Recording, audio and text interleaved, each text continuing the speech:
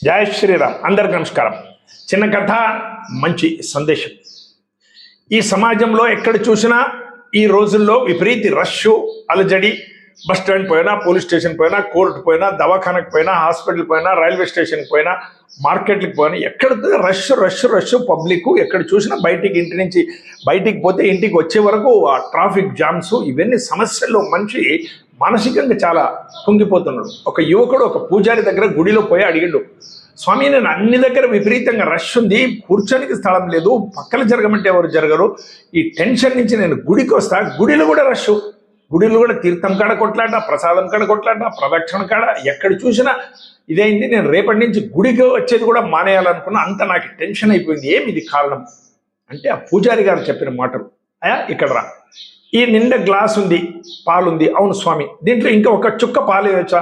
లేదు, ఫుల్ అయిపోయింది ఆల్రెడీ. సరే, ఈ గ్లాసుని పట్టుకుని గుడికి 3 ప్రదక్షిణ వేసిరా, నీ ప్రశ్నకి నేను ఉత్తరం చెప్తా.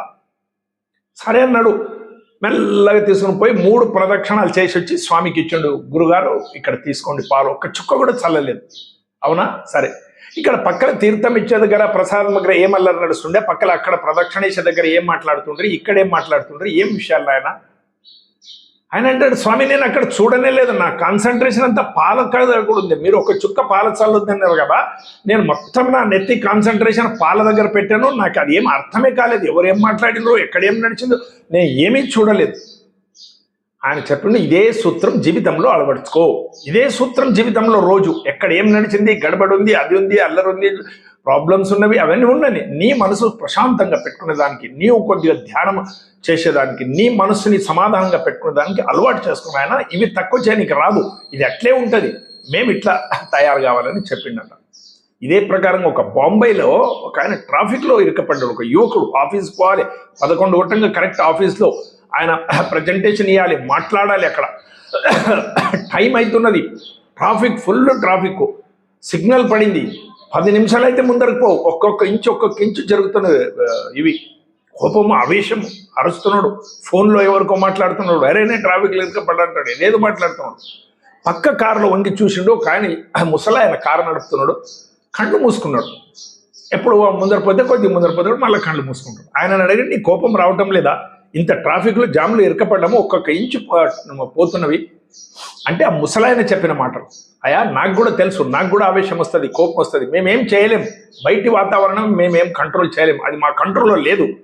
ఆ సమయం గ్రీన్ లైట్ పడే వరకు మాకు సమయం ఉందో ఆ సమయాన్ని సద్వినియోగం చేసుకోవడానికి కొద్దిగా ధ్యానం చేస్తున్నా, ఆ శ్వాస మీద ధ్యాస పెట్టి కళ్ళు మూసుకుని కూర్చుంటున్నా, మనసు సమాధానంగా ఉంది, నీవు చెయ్యి, ఏదో ఇది మంచిగా ఉందని చూసి ఆయన కూడా చేస్తాడు. కొద్దిగా నడవడము, ధ్యానం చేయడము, నడవడము, ధ్యానం చేయడము, నడవడం, ధ్యానం చేయడం, సిగ్నల్ పారైతుంది, ఆఫీస్కి వస్తాడు, ఒక 10 నిమిషాలు 5 నిమిషాలు అంతే లేట్ అయింటుంది, ఇక్కడ మీటింగ్ స్టార్ట్ కాలేదు.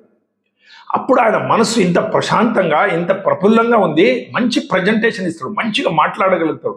ఆయన ఏం మాట్లాడాలనో అది 100% జ్ఞాపకం ఉంటుంది నెత్తిలో. అప్పుడు ఆయన అనుకుంటాడు, చూడు నేను ఊరికి అరిచి టెన్షన్ చేసుకుని వచ్చింటే నా ప్రజెంటేషన్ ఇచ్చేది, నేను మాట్లాడేదంతా మర్చిపోయి ఏదేదో మాట్లాడుతుంటే ఆ ముసలాయన చెప్పిన మాటలో అర్థం ఉంది అని అప్పుడు తెలుస్తుంది. ఇది ప్రతి ఒక్కరూ జీవితంలో జ్ఞాపకం పెట్టుకోవాలి. అలజడి ఉంటుంది, బయట గడబడి ఉంటుంది, ఏమే కానీ అది ఉండని మేము సమాధానంగా ఉండేదానికి రోజు కొంత ధ్యానము, రోజు కొంత సమాధానంగా ఉండేదానికి రోజు కొంత అభ్యాసం చేసుకోవాలి. బయట పరిస్థితిని మేము మార్చలేము. ఇప్పుడు జనరేషన్ గ్యాప్ అంటారు, అప్పుడు 50 సంవత్సరాలకి ఒకసారి జనరేషన్ గ్యాప్, తర్వాత 25 సంవత్సరాలకి, తర్వాత 10 సంవత్సరాలకి, ఇప్పుడు 5 సంవత్సరాలకి, 5 సంవత్సరాల పిల్లలకి, మళ్ళీ తర్వాత ఉన్న 5 సంవత్సరాల పిల్లలకి ఆలోచనలు కలవదు. వాళ్ళంతా జనరేషన్ గ్యాప్ వచ్చేసింది. విపరీతంగా కోపం, విపరీతంగా ఆవేశం. అందరూ భక్తి చేస్తారు, అందరూ భావం చేస్తారు, అందరూ నల్ల బట్టలు వేసుకుంటారు, తెల్ల బట్టలు వేసుకుంటారు, కాషాయ బట్టలు వేసుకుంటారు, గురువు దగ్గర పోతారు, భజనలు చేస్తారు, మంత్రాలయం పోతారు, తిరుపతి పోతారు, దర్శనం అంటారు, అందరూ అంటారు. అందరి దగ్గర మానవీయత తగ్గిపోతున్నది. ఇవన్నీ ఉన్నవి, ధార్మికంగా ఉన్నారు, మానవీయత తగ్గిపోతుంది. నా సొంత అనుభవం చెప్తా, ఇది అట్లా నాదేం పెద్దతనం కాదు. నా భార్య తీసుకుని మంత్రాలయం పోయాను, ఆమె 1 గంట అయింది, ఇంకా లంచ్ ఎవరో, ఆమె డయాలసిస్ పేషెంట్, షుగర్ పేషెంట్, ఆమెకి ఇంకా వడ్డిస్తున్నారంటే ఇంజెక్షన్ ఇచ్చిన ఇన్సులిన్, ఇంకా భోజనం కూర్చోవాలి, ఆమె కింద కూర్చునికి రాదు. 50 మంది కూర్చున్నారు, మంచిగా యూత్స్ కూర్చున్నారు, కొద్ది గట్టిగా ఉన్నవాళ్ళు కూర్చున్నారు, కొద్దిగా ముసలోళ్ళు కూర్చున్నారు, అందరిని అడిగాను, 50 మందిని అడిగాను. పోయి నాయన మా భార్య కింద కూర్చుంటే ఆమెకి లేవేదానికి చాలా, 2 పట్టి లేవాలి, ఆమె ఇదే పంక్తికి భోజనం చేయాలి, ఇన్సులిన్ ఇంజెక్షన్ ఆల్రెడీ ఇచ్చేసిన, ఒక్కరు ఎవరైనా సీట్ ఇవ్వండి. 50 మందిలో ఒక్కరు కూడా జరగలేదు. లేదండి మాకు కూడా మోకాళ్ళ నొప్పులు ఉండవండి, మాకు కూడా చేత కాదండి, అయ్యో లేదండి, అది మేము వచ్చి కూర్చున్నామండి, చాలాసేపు అయిందండి, లేవమండి, ఒక్కరు కూడా లేవలేదు. వీళ్ళంతా ధార్మికంగా బాగేవాళ్ళు, వీళ్ళంతా మంత్రాలయంకి వచ్చిన వాళ్ళు, వీళ్ళంతా రాఘవేంద్ర స్వామికి సద్బుద్ధి స్వామి నాకు మంచి బుద్ధి అని అడిగిన వాళ్ళు. ఈ పరిస్థితి. అందుకే చెప్తారు దయవే ధర్మద మూలమయ్య, దయ లేని ధర్మం లేదు. ధర్మం ఉంది, దయ లేకుంటే అది ఉపయోగం లేదు. కింద కూర్చునింది, మళ్ళీ భోజనం అయిన తర్వాత ఇద్దరు పట్టి లేపినము వచ్చినాము తీసుకొని వేరే విషయం. అంటే అంత వాళ్ళ దగ్గర దయ తగ్గిపోతున్నది. ధర్మం ఉంది, దయ లేదు. ఇది ఎక్కడ చూసినా స్వాముల దగ్గర పోతారు, ప్రవచనాలు వింటారు. మా గురుగారండి మాకు చాలా ఇదండి, మా గురుగారు చెప్పిన ఒక్కొక్క మాట చాలా కరెక్ట్ చూడండి, అన్ని భాషల్లో చెప్తాడండి మా గురు, తెలుగులో, ఇంగ్లీష్లో, కన్నడలో, తమిళ్లో, మలయాళంలో, ఫ్రెంచ్లో, ఎన్ని భాషల్లో చెప్తాడండి గురుగారు. మహానుభావుడు అండి ఆ గురు చెప్పిన దానికి వీళ్ళ జీవితంకి ఏమీ సంబంధం లేదు, ఎక్కడ కూడా కనిపించదు. ఇది మానవీయత లేదు, ధర్మం లేదు అంటే ఎట్లా మనిషిగా మొదలు బతకాలే. కన్నడలో అదే చెప్తారు, ఏనాదరాగు మొదలు మానవనాగు. నీవేం పండితులుగా జ్ఞానిగా ఏమనగావయా, మొదలు మనుషువుగా. ఎడమ చేతి నుంచి కాకిని కొడతలేవు, మనుష్యువు కాదు. ఒక ఆయన పోయి అడిగిందంట గులాబీ పువ్వు చాలా మంచిగా ఉన్నావు, ముండు లేకుంటే మంచిగా ఉంటుండే.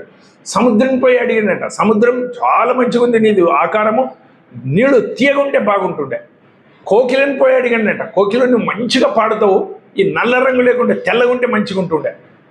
అంటే ఆ ముగ్గురు ఈ మనిషికి చెప్పినట, మనిషి నీవు 3 చెప్పినవి కరెక్టే, అయితే నీకి ఇంకొకరు లోపం చూసే బుద్ధి లేకుంటే నీవు కూడా మంచిగా ఉండేటోడాయా. అందరి దగ్గర మైనస్ పాయింట్లే చూస్తావు, అందరి దగ్గర ఇది బాగుండే, అది బాగుంటుండే, ఇది బాగుంటుండే అంటావు కదా. ఆ బుద్ధి లేకుంటే నీవు కూడా మంచిగా ఉండేవాడని. ఇది మనుషులో ఇప్పుడు ఉన్న ప్రాబ్లమ్స్. ప్రతి ఒక్క దగ్గర ఎక్కడ చూసినా ఇదే. ఈ జనరేషన్ గ్యాప్ చాలా అయిపోయింది. ఒకరికొకరికి విశ్వాసం లేదు, ఒకరికొకరికి ఎప్పుడు ఏం చేస్తారో అనేది తెలియదు, మిత్రత లేదు. నాకు కూడా జీవితంలో చాలామంది మిత్రులు ఉన్నారు, అది నేను పేర్లు చెప్పని సాధ్యం, 2 పేరు చెప్తాను. ఒక ఆయన శూద్ర జాతి ముదిరాజు కులం, ఆయన జంబಣ್ణ అని అన్నది కాలం అయిపోయింది. 50-60 సంవత్సరాల నుంచి మేము ఫ్రెండ్స్, ఒక్కరోజు కూడా డిఫరెన్స్ రాలేదు. ఆయన నా సొంతం అన్నలాగా ఉండే. ఇంకొక ఆయన చంద్రకాంత్ అన్నాడు, ఇప్పుడు బెంగళూరులో ఉంటాడు, ఆయన కూడా నాకు చాలా మిత్రుడు, ఆత్మీయుడు. మా నాయన అంటుండే మీరేం పోయిన జన్మంలో అన్నదమ్ములు ఉంటాయేమని. 60 సంవత్సరాల నుంచి ఒక్క డిఫరెన్స్ రాలేదు, అంత ఆత్మీయంగా బతికాం. ఇది యూత్స్కి చెప్పాలి, అందరూ ఆత్మీయంగా ఉండాలి. భారత్ మాతకి జై. అందరికీ నమస్కారం.